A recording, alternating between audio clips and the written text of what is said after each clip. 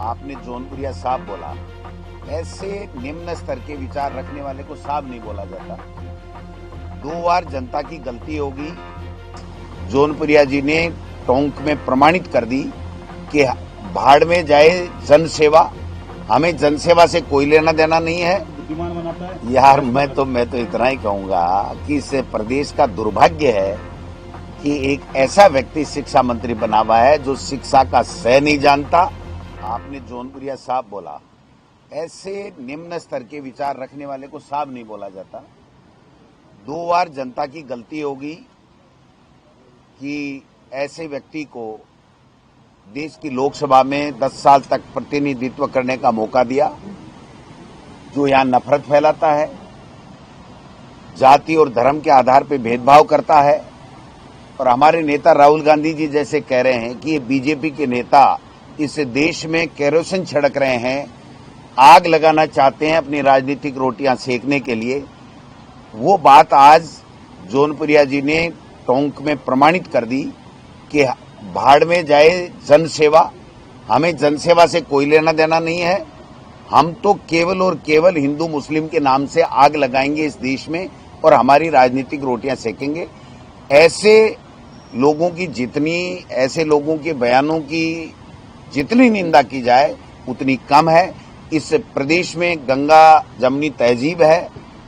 बरसों तक यहाँ पर जो भाईचारा हिंदू मुस्लिम का रहा है, उसके कहीं ऐसे संकीर्ण मानसिकता के लोगों की नजर ना लग जाए, ये ईश्वर से मैं प्रार्थना करता हूं कि ऐसे लोगों को सद्बुद्धि दें। ये एक ही नहीं है, ये ऐसे कई नमूने हैं जो केवल और केवल आग लगाने का इस प्रदेश में काम करते हैं और भाई को भाई से लड़ा करके अपनी राजनीतिक रोटियां सेकना चाहते हैं।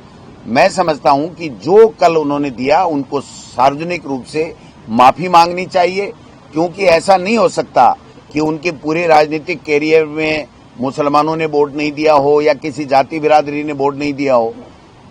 देश के प्रधानमंत्री अपने भाषणों में जो बात कहते हैं, अगर वो बात भी ये मान लें, वो खुद भी नहीं मानते वो अलग बात है, लेकिन उनको कम से कम जिस क्षेत्र का लोकसभा में प्रतिनिधित्व किया, कंबल बांटने के लिए किसने ऑफर दिया था उनको? हमने कहा था क्या?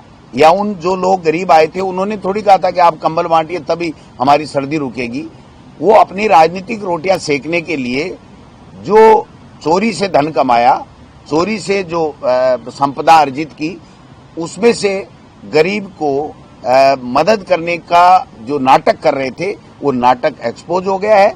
ऐसे लोगों के खिलाफ सरकार में अगर थोड़ी बहुत भी संवेदनशीलता है तो एफआईआर लोड करके उसके खिलाफ कार्रवाई करनी चाहिए, ये मैं कहना चाहता हूँ। आपने कहा बीजेपी के नेता हैं हिंदू मुस्लिम में भेद करते हैं, लेकिन जो यहाँ के एजुकेशन मिनिस्टर हैं वो तो गाय और भैंस में भी भेद कर रहे हैं। वो कह रहे हैं कि गाय का दूध बुद्धिमान बनाता है। यार मैं तो इतना ही कहूंगा कि इस प्रदेश का दुर्भाग्य है कि एक ऐसा व्यक्ति शिक्षा मंत्री बना हुआ है जो शिक्षा का सह नहीं जानता और कभी शिक्षा के ऊपर बात नहीं करता है। ये इस तरीके के अनर्गल बयानबाजी करके उस पूरे प्रदेश को शर्मसार कर रहा है। ये बहुत ही दुर्भाग्यपूर्ण है। कब क्या होगा, कब पर्चियां बदलेंगी, ये मैं नहीं कह सकता, बीजेपी का अपना सवाल है।